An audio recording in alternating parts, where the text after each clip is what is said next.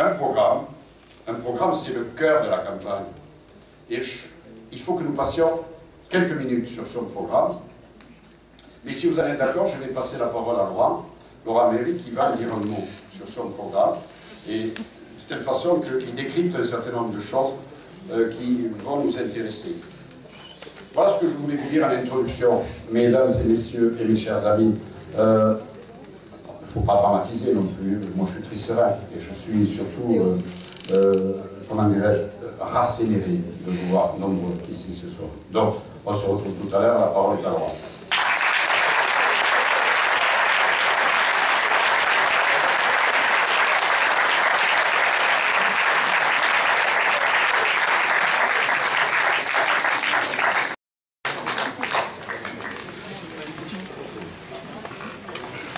Bonsoir. Merci. Alors, on a l'image, vous avez le son, si vous voulez, on peut s'arranger à la fin. Là, si vous voulez, essayer de vous parler, de vous donner quelques mots sur le programme donc, de notre concurrent. Il y a un mot qui vient à l'esprit lorsqu'on lit ce programme, c'est le mot de clientéliste. On a l'impression qu'il a fait le tour de la commune et que finalement il a dit oui à tout le monde, sans discernement. Alors il a croisé deux parents d'élèves, Gaston Bonheur, hop, un préau. Bon, on n'a pas été voir si ça avait plus d'intérêt que ça, si l'avis des enseignants et des associations de parents d'élèves avait été pris, si ça présentait un intérêt pour les enfants. Dans le programme, un préau. Il croise trois joueurs de pétanque, un boulodrome couvert, ça mange pas de pain. Un programme qui révèle aussi, on va le voir, une forte méconnaissance des dossiers. Des dossiers que finalement ils survolent. Depuis 6 ans pourtant, il siège avec nous au conseil municipal, avec ses colistiers, il est présent dans les commissions régulièrement, et pourtant il a donc accès à tous les dossiers, mais on voit bien qu'à travers ce programme, il les a au cours de ces années passées très largement survolés. Et puis c'est un programme à bien des égards qui est incohérent. Incohérent parce qu'il se contredit lui-même.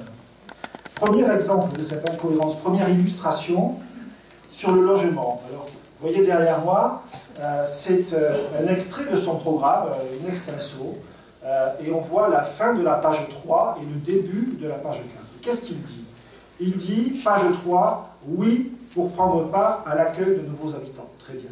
Il dit, oui pour des logements collectifs. On tourne la page et qu'est-ce qu'on dit? Faire une pause dans la construction de logements collectifs. Alors moi je vous dis, si ça c'est cohérent, c'est qu'il y a un problème de compréhension quelque part.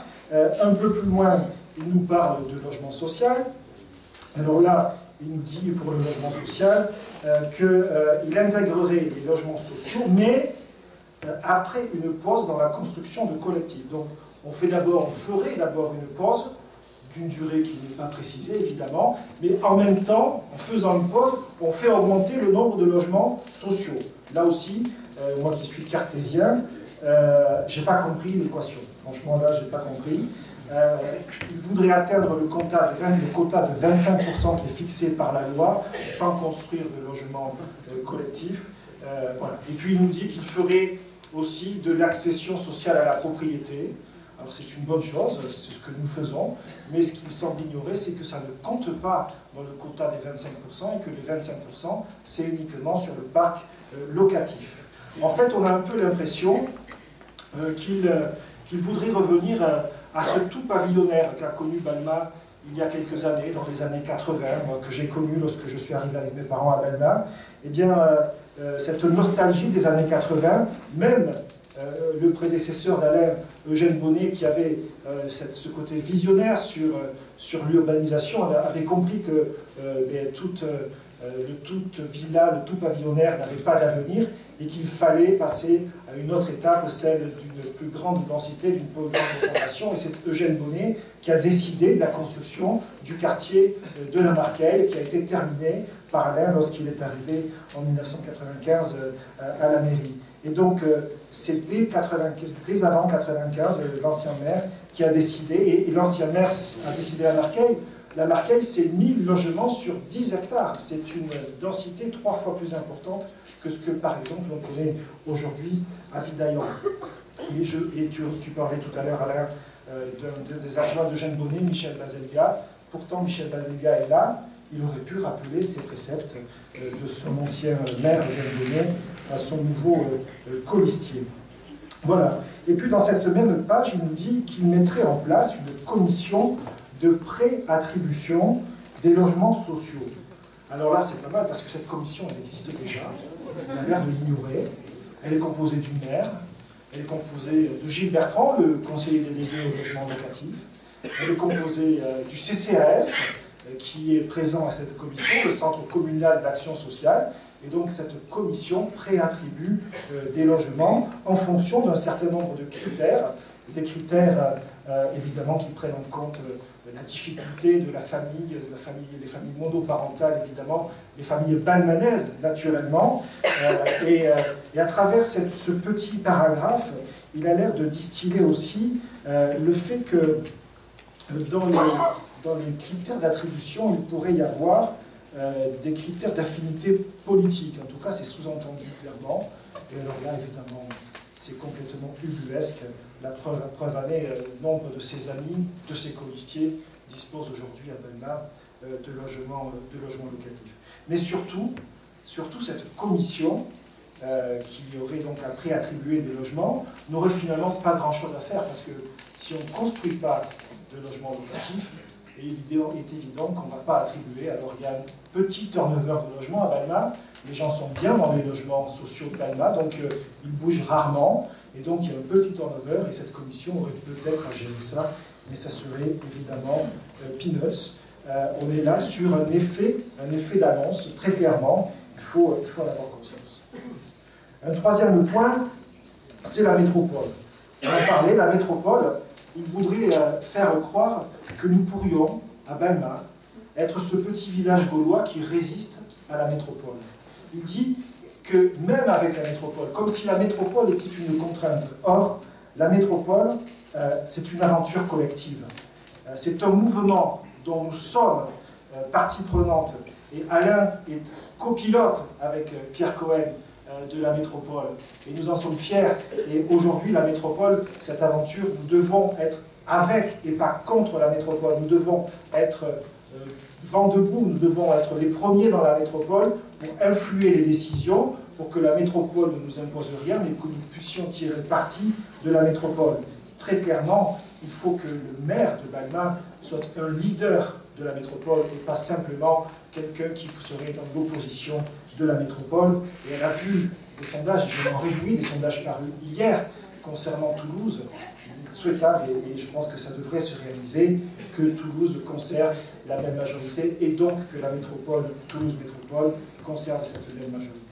Et puis il nous parle d'outils techniques, de SCOT, de PLU, mélangeant tout ça un peu habilement, subtilement. Bon, il montre surtout qu'il ne les maîtrise pas, ces outils. Parce que le SCOT et le PLU, ça n'a rien à voir. Le SCOT, ça réfléchit à 30 ans. 30 ans, à l'échelle de 118 communes de l'aire urbaine. 30 ans, c'est le temps long. Le PLU, c'est un temps un peu plus court. C'est celui de 37 communes de Toulouse Métropole.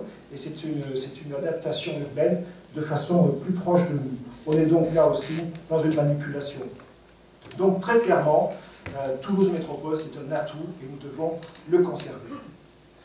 Autre illustration de ce clientélisme, mais tourné vers ses propres instances politiques, parce qu'il ne faut rien oublier lorsqu'on se poudre, il ne faut pas oublier ses propres amis. Et oui, comment ne pas faire allégeance à M. Moudinque, à Toulouse? Alors, du coup, un petit couplet sur la 3e ligne de métro, un petit couplet sur le contournement routier de Toulouse. Alors, cette 3e ligne de métro, son coût serait tel que si on devait réaliser cette 3e ligne de métro, eh bien, c'est la métropole tout entière, et notamment la première couronne, qui serait privée de tout autre investissement de transport en commun. Un métro, c'est 4 fois plus cher qu'une ligne de tramway, c'est 10 fois plus cher qu'une ligne de bus express comme celle que nous avons à Balma. Et donc aujourd'hui, très clairement, la priorité à Toulouse des transports en commun, ce n'est pas une ligne de métro. La priorité, c'est de capillariser, de densifier le réseau aérien que nous avons, mais certainement pas d'investir uniquement dans une troisième ligne de métro. Peut-être que ce sujet un jour viendra sur la table, mais ce n'est pas le temps de la troisième ligne de métro, on est dans le temps de la densification de notre réseau, et cette densification est une responsabilité collective à Toulouse et dans les autres villes de l'agglomération et de la métropole. Et puis le comportement routier, le contournement routier de Toulouse. Alors là, c'est un vieux serpent de mer. Cette deuxième rocade, toutes les études qui ont été menées par l'État ont montré que c'était complètement inutile, parce que ceux qui encombrent la rocade tous les jours à Toulouse, ceux-là, c'est vous, c'est moi. Oui, moi je travaille de l'autre côté de Toulouse, et tous les jours je fais partie de ces encombrements. À 92%, les encombrements sont liés à ceux qui travaillent à Toulouse, qui vont de Balmain à Basse-au-Cambo, je peux pas les citer, ou de Blagnac à la Beige. C'est ça les encombrements à 92%. Un contournement routier à l'extérieur à 15 à 20 km ne résoudrait absolument rien, et au contraire provoquerait un étalement urbain. Ce ne sont pas des gens qui viennent de Bordeaux pour aller à Montpellier qui provoquent les bouchons que l'on connaît. Voilà pour ce point particulier. Un autre exemple encore. Alors un exemple qui est intéressant parce qu'il a beaucoup fait parler, cet exemple, au cours de cette campagne, la fameuse piscine olympique. Oui, la piscine olympique. Je l'ai entendu dans le débat, qui a été sur TNT, il a dit que c'était le pilier de son programme, la piscine olympique. Alors, bon, on a un peu habilement dit que le pilier prenait un peu l'eau, hein, parce que c'est vrai que, évidemment, ce qui coûte pas cher, c'est de proposer des choses payées par les autres. C'est tellement plus facile que d'assumer soi-même ses responsabilités. Et donc, il dit que ce serait une piscine métropolitaine. Sauf que là où il y a un hic, c'est que la métropole, Toulouse Métropole, n'a pas pour compétence de construire et de financer des équipements sportifs, et notamment des piscines. Il n'est pas question, et Toulouse Métropole ne le fera pas, de financer une piscine à Balma. Ce n'est absolument pas dans ses prérogatives. Et puis, ce qu'il oublie aussi, alors il s'est dit, peut-être que dans ses plans dans ses rêves les plus fous, peut-être qu'il s'est imaginé que M. Moudenc pourrait accéder à la métropole, à la présidence de la métropole, et que là, il pourrait dealer avec M. Moudenc le fait que la piscine soit faite sur Balma, sur les fonds de Toulouse Métropole, mais manque de bol, M. Moudenc a sorti son programme, il prévoit une piscine couverte de 50 mètres, mais pas à Balma, à Nakache, sur l'île du Ramier. Là aussi, ça aurait été bien qu'il se parle un peu avant. Voilà. On est, vous l'avez compris, en pleine promesse électoraliste. Et une promesse électoraliste, à ce stade-là, ça s'appelle un mensonge. Alors on va passer au chiffrage, parce qu'il faut quand même tout ça mettre des chiffres derrière. Cette piscine est prise dans un écoparc, qu'il a également présenté dans son programme. Alors un écoparc, on l'a chiffré, parce qu'on sait chiffrer, faites-nous confiance. On sait le poids de réhabilitation, le poids financier de réhabiliter ou de construire un bâtiment, de le rendre accessible au public. Et c'est un écoparc tel qu'il est présenté, à minima 25 millions d'euros. 25 millions d'euros, c'est pour l'ensemble des équipements qui sont présentés et pour permettre de transformer les bâtiments existants en bâtiments qui sont des bâtiments, pour certains, complètement à l'abandon, en tout cas qui n'ont pas été conçus pour accueillir du public, puisqu'ils sont aujourd'hui utilisés par l'armée. Et bien ces bâtiments, il faudrait les réhabiliter. Alors, on a chiffré 25 millions d'euros, vous avez le détail. Pour autant, il y a une chose qu'on ne sait pas chiffrer, et là c'est très clair. Il y a une chose qu'on ne sait pas chiffrer, c'est la réhabilitation du bâtiment Balma-Ballon. Ce grand bâtiment qui est classé. Dans la mesure où il est classé, on ne peut pas toucher à son enveloppe. Il faudrait donc refaire absolument tout ce qui est à l'intérieur. Et là, on rentre dans des considérations absolument gigantesques en termes de finances. Et on est aujourd'hui dans l'incapacité, nous en tout cas, de dire quel est le chiffrage pour réhabiliter ce bâtiment. Donc ces 25 millions d'euros ne comprennent même pas ce chiffrage. Alors dans les 25 millions, on a quand même aussi des tennis couverts. Alors là, en termes de clientélisme pour genoux adeptes de terre battue, c'est pas mal. Nous avons, donc il a prévu le tennis en terre battue. Il semble ignorer que la ville de Balma, que nous avons, négocié depuis quelque temps déjà avec la Ligue Midi-Pyrénées de tennis, qui est située à Lasborn, à côté du Courtepaille, que nous avons négocié la possibilité d'utiliser leurs cours de tennis en terre battue pour les Balmanais et pour les membres du club de tennis de Balma. Et que tous les Balmanais peuvent donc aller librement jouer quand ils le souhaitent sur des terrains en terre battue. La Ligue d'ailleurs va s'agrandir là où elle va construire de nouveaux terrains, au moins un nouveau terrain en terre battue, et nous allons adopter l'accord et le partenariat que nous avons avec la Ligue. Et donc ces terrains pourront être utilisés notamment par les seniors, si c'est un véritable besoin, je crois que c'est vrai. Ils peuvent aller au tennis club de Balma et avec le tennis club de Balma au tennis de la Ligue à Lasborn. Alors il y a aussi quelque chose qui est sympathique, c'est un espace ludique. Alors là, pour tout vous dire, on ne sait pas si on est chez Bisounours ou à Walibi, parce que ce projet est apparu dans un document qui a été distribué, un recto verso, qui a présenté l'éco-parc et dont on a vu marqué un espace ludique. Mais il a disparu du programme final. Alors bon, on l'a compté quand même parce que bon, on ne sait jamais. Mais là, on ne sait pas trop de quoi il s'agit. Voilà. Retour sur la piscine, on en a présenté tout. Je vous ai dit tout à l'heure pourquoi il serait impossible de la faire, mais tout de même, un point sur ce que ça coûte une piscine. Une piscine, ça coûte telle une piscine olympique, avec des gradins, avec des bâtiments, avec tous les systèmes modernes, ça coûte 20 millions d'euros. C'est pas compliqué, il s'en fait en France régulièrement, on a de l'expérience, on a des retours d'expérience sur le prix d'une piscine, c'est 20 millions d'euros. Mais une piscine, c'est pas tout de la construire. Encore faut-il la faire fonctionner. La faire fonctionner, payer le personnel qui est à l'intérieur, payer le chauffage, payer l'entretien des équipements, etc. C'est à minima, une piscine comme ça, 750 000 euros par an de dépenses de fonctionnement. Et ça me fait penser que dans son programme, il prévoirait de faire baisser les dépenses de fonctionnement de 5 millions d'euros. De 5 millions d'euros.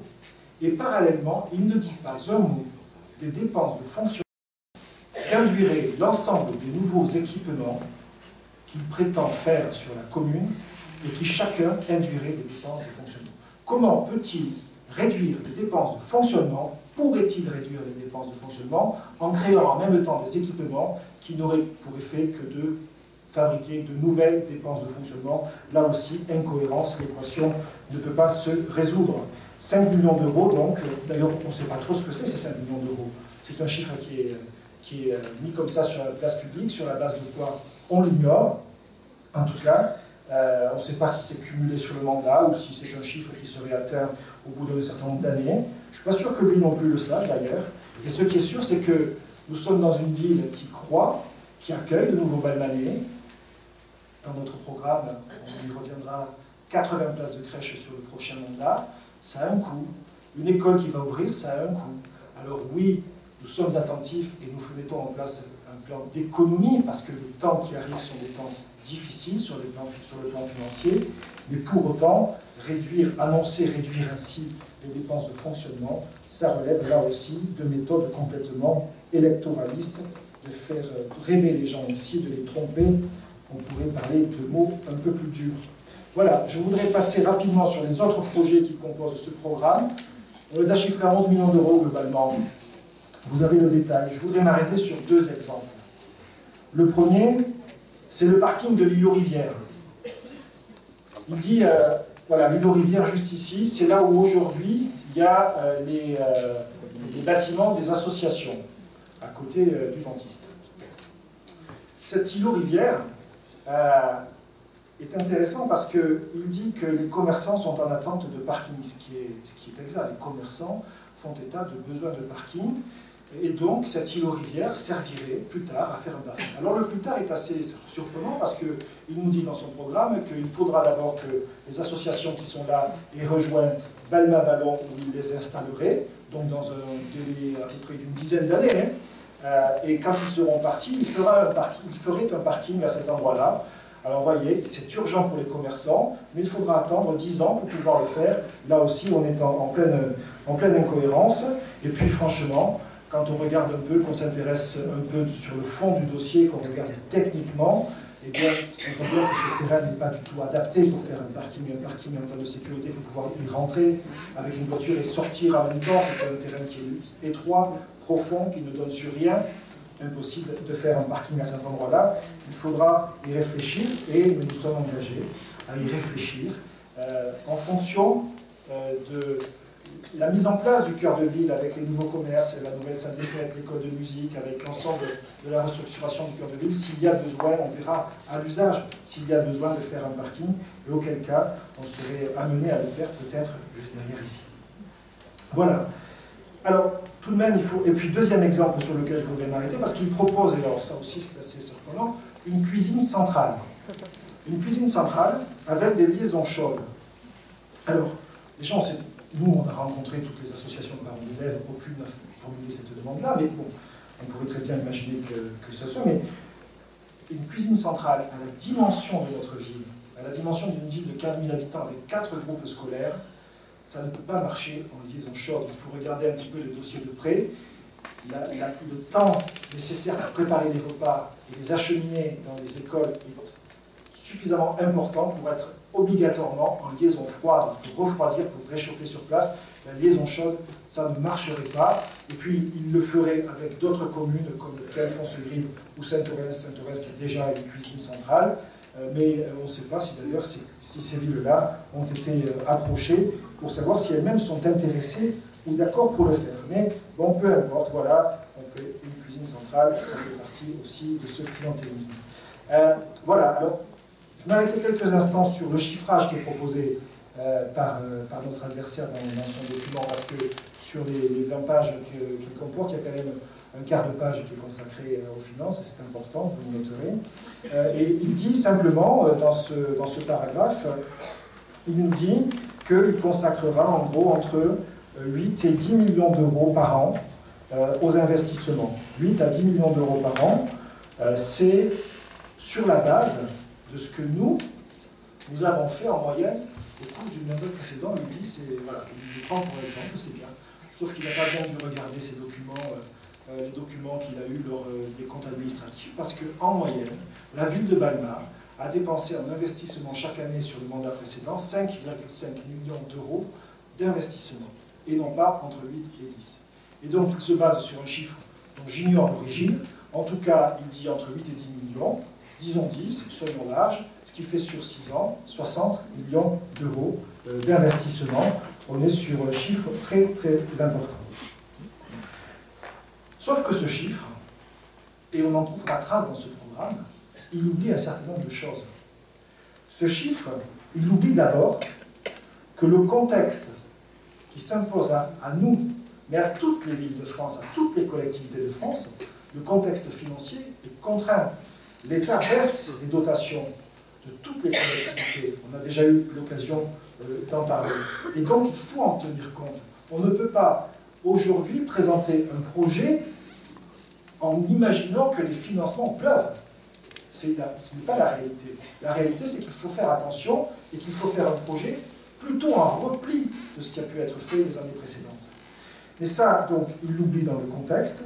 Il oublie qu'il y a des choses qui ont commencé à être construites et dont il faudra assurer le financement dans le temps. L'école José Cabanis, il reste encore 7 millions d'euros à payer sur le mandat pour l'école José Cabanis. Le cœur de ville qui se termine, il reste 2 600 000 euros. L'aménagement des berges du Nonces, il reste 500 000 euros à financer. Et puis, il y a aussi tous les investissements qui sont récurrents chaque année, qu'il faut faire. C'est pas, je le fais ou je le fais pas. Non, il faut le faire. Chaque année, il faut investir dans l'éclairage public.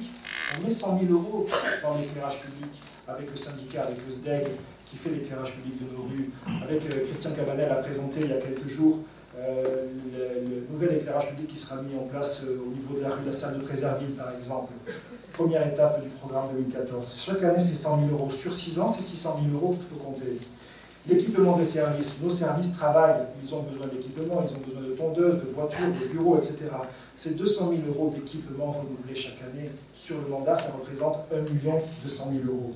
Et puis, c'est tout l'entretien de notre patrimoine qu'il faut ne pas négliger, parce que dans le patrimoine non entretenu, ce sont des salles qui sont à l'abandon et qui se dégradent très rapidement. Il faut les entretenir, ça représente 500 000 € pour les écoles, les aires de jeu, les équipements sportifs, pour l'accessibilité handicapée, pour se mettre conforme à la loi qui prévoit que tous les bâtiments publics soient accessibles aux handicapés. 500 000 € par an, c'est 3 millions sur le mandat. Le tout, les équipements en cours de construction et les investissements récurrents, c'est 15 millions d'euros qui n'apparaissent absolument pas dans le programme de notre concurrent. Et puis il oublie encore autre chose.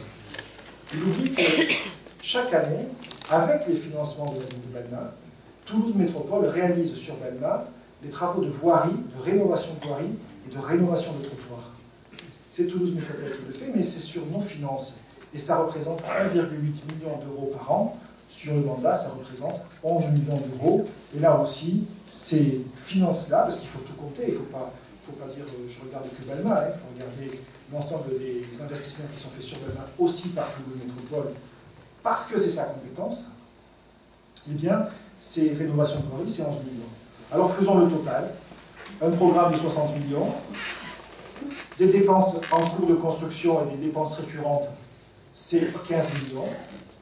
La rénovation des voiries, c'est 11 millions. Le total, c'est 86 millions. 86 millions pour une ville comme Balma, sur 6 ans, même sur 8 ans, c'est impossible. C'est pas réaliste. C'est pas crédible. C'est pas responsable. Alors, quand on met les chiffres, je comprends pourquoi il n'y a pas grand mot sur le chiffrage du projet de M. Terrail-Novès. Je comprends, parce qu'effectivement, quand on commence à aligner les chiffres, on prouve que ce programme n'est absolument pas réaliste. Voilà. Alors, pour conclure, je dirais quand même un mot sur notre programme, pour vous dire quand même que nous avons fait évidemment l'exercice de le chiffrer.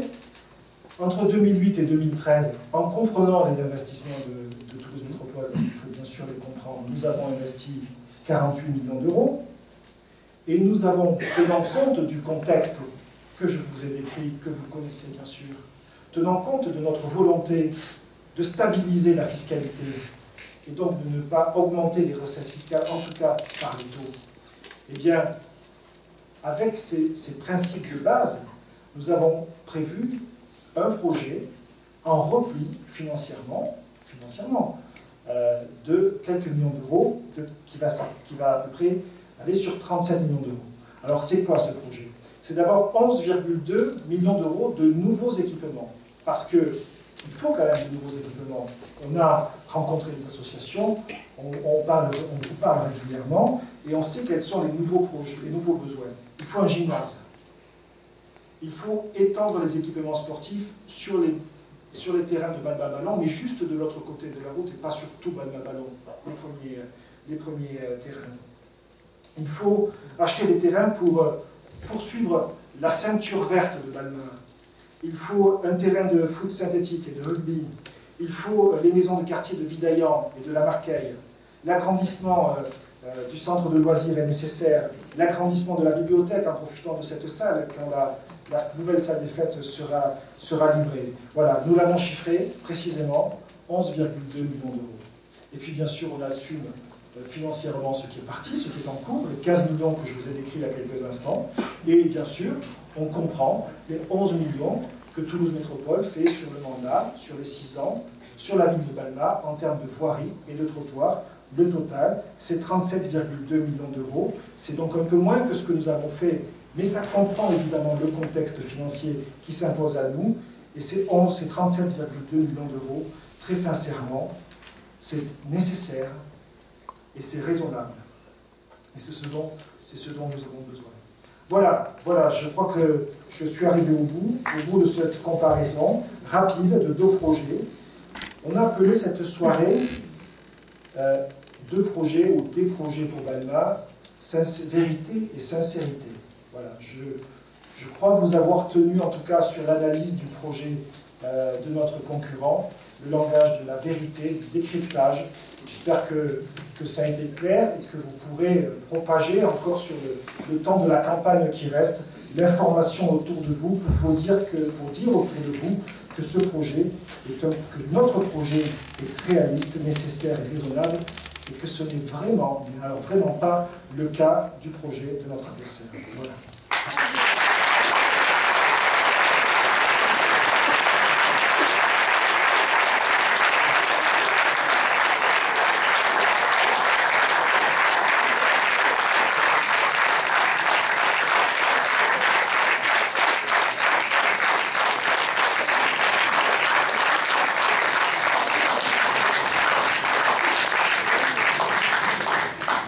Alors avant de poursuivre, je voudrais céder la parole à l'une de nos colistières, nouvelle sur la liste, Marie Tanis.